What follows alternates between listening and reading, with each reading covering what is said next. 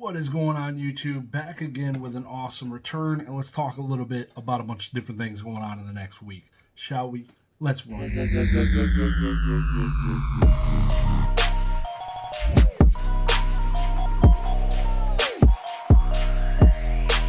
First of all, I gotta lead off this weekend. Yes, this coming weekend, July 5th, 6th, 7th, I will be in Dallas, Texas for the Collecticon event, not selling.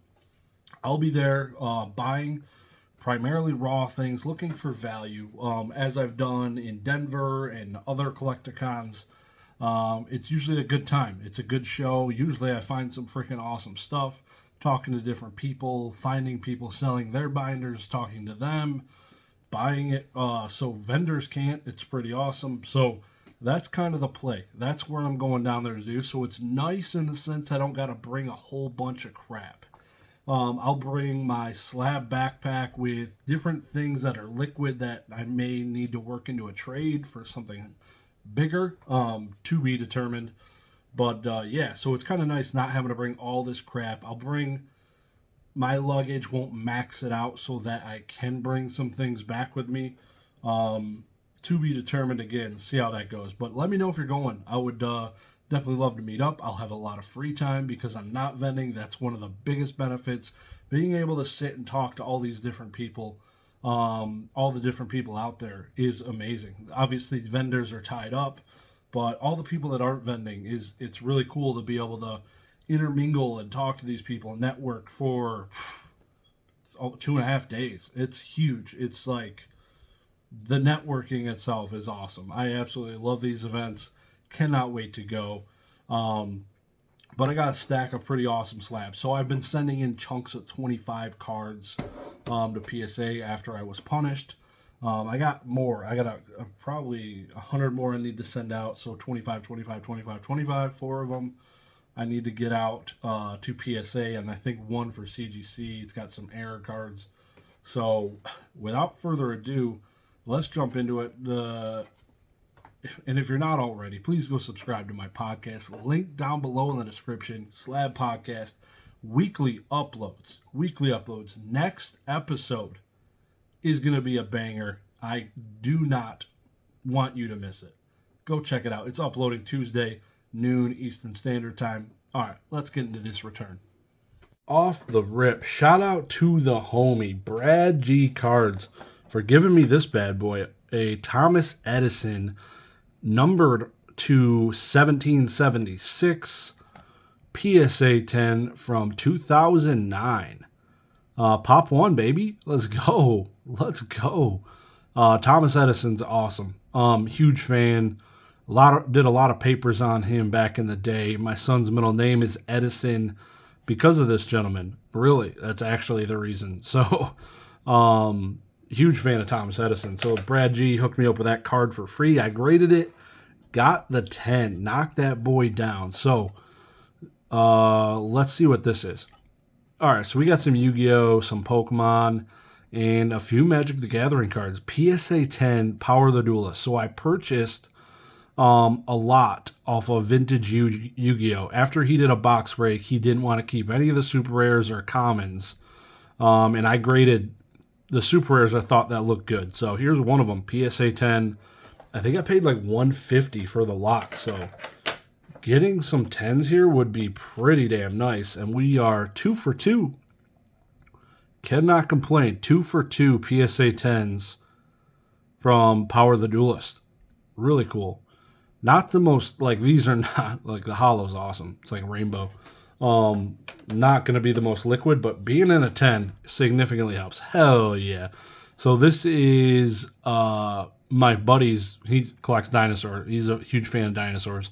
He doesn't collect graded cards, but sometimes I grade cards for him and force them upon him. So that was one of those. Neospatian, another 3 for 3 on the hot PSA 10s from Power the Duelist. Can't complain.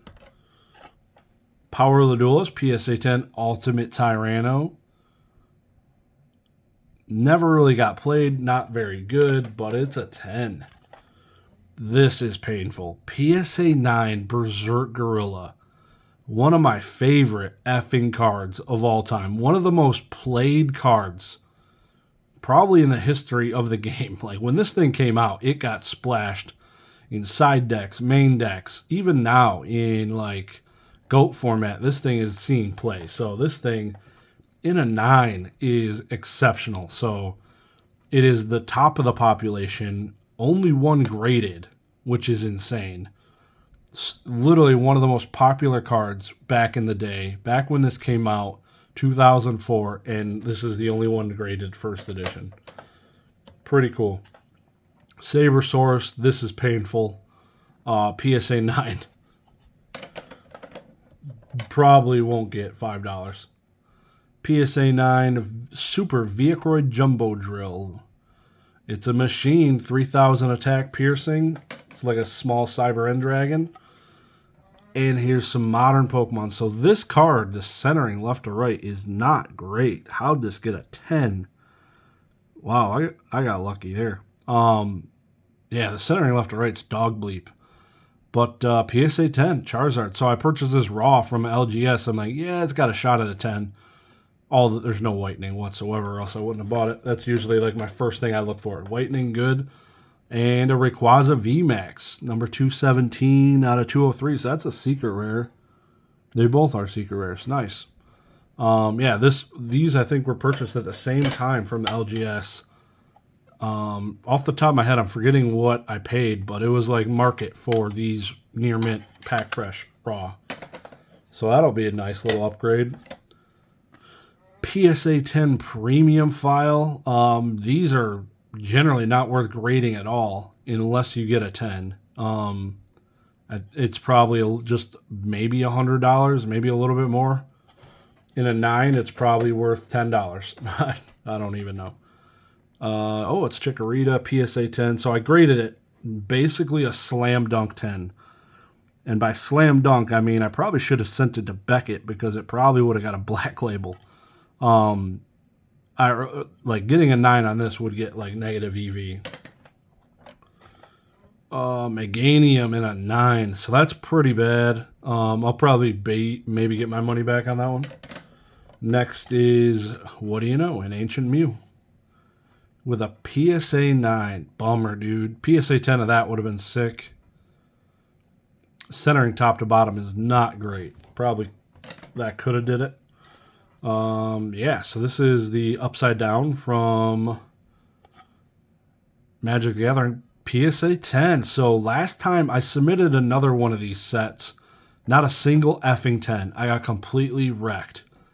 This is pretty good. Off the top. So a PSA 10 there. This is cool. It's upside down, done intentionally. So this is the only card they intentionally printed upside down. And it's the Mind Flayer because he's found in the upside down here.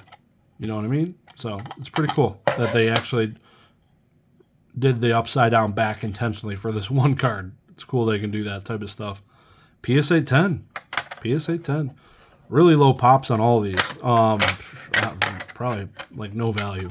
I auctioned a bunch of my 9s and stuff and sold for like, I got my money back basically. PSA 10 Mike the Dungeon Master. PSA 10 Max the Daredevil. I'm liking the PSA 10 rate. I'm liking it. PSA 10 Dustin Gadget Genius. Lucas the Sharpshooter. PSA 10. This one's a Pop 1. The only Pop 1 PSA 10 holo of these, which is pretty cool. Oh, that's painful. 11 the Mage, the most popular character in the show, gets a frickin' 9. God, son of a biscuit. And Hopper, the second most popular character on the show. Will the Wise, not the most popular character. And last but not least, Clue in a mint 9. 4 9s, a bunch of 10s. Pretty good. It was definitely over 50% PSA 10s, I'd say. Not bad. Not a little bad return. Appreciate you guys coming to check it out. Have a good one. Again, let me know if you're going to Dallas. I'd appreciate it. Hit the like button on the way out. Hit the sub button if you enjoy this content. I will talk to y'all soon. Peace.